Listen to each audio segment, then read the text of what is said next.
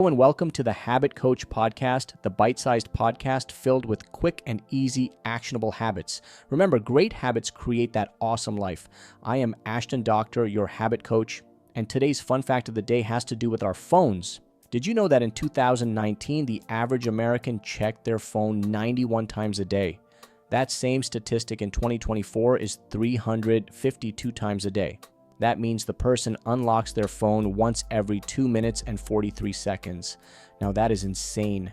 57% of people spend more than 5 hours of a day on their phone. How much time do you spend on your phone?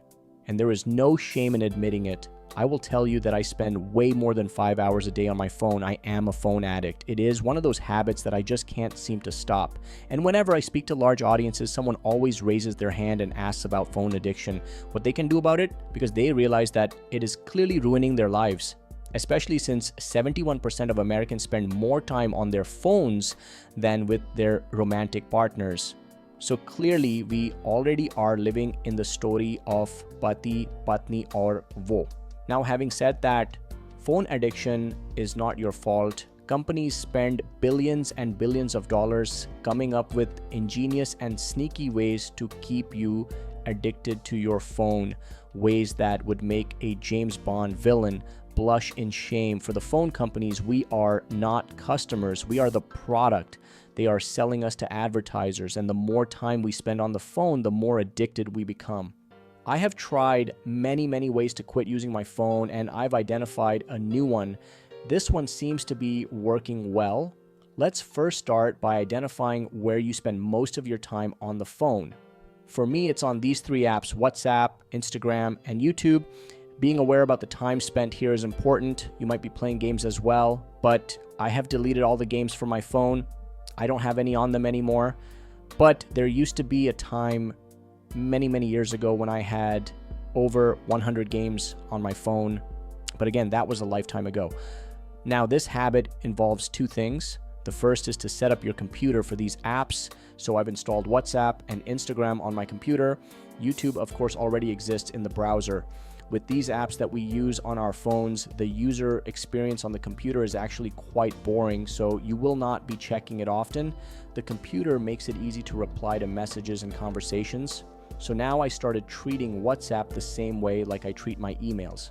I check them once in a while since it's now on the computer. Next, I've assigned a spot in my house where the phone is allowed. This is the sofa in my den. I'm allowed to sit there and scroll and do whatever I want on my phone, but the phone is not allowed anywhere else in the house. It is not allowed in the dining table. It is not allowed in the kitchen or in the living room. The dining table and living room is where I spend time with my family. I do not want my phone there. Like you, I used to use my phone in the toilet as well. So I've put a big poster that says no phones allowed beyond this point on my bedroom and bathroom door. The phone is banned from the bedroom and bathroom. Most of us spend the night scrolling on our phone instead of talking and communicating with our partners next to us, and you might think that sharing reels or memes is a good way of communicating and talking to your partner. But you're wrong. Sharing reels is like sharing a small gift that says, "I'm thinking about you," but it is not the same thing as sharing a conversation. A conversation is intimate and results in deeper bonding. So a simple rule of thumb is to find a place you can use your phone. I would even keep my phone plugged to the charger with the switch off, making the phone a landline phone again. As soon as you do this, you will notice your phone time will drastically decrease, making using your phone as hard as possible. I was even thinking about making a spot where I'm forced to stand and use my phone so I do not have the luxury of sitting and scrolling. So your super simple habit starts by identifying where you spend most of your phone time. If you're an iPhone user, you will find this in your settings under screen time. If you're an Android user, you'll find it under digital well-being. Then install the apps on your laptop if you have one. Finally, decide on one spot in the house that will be for your phone, or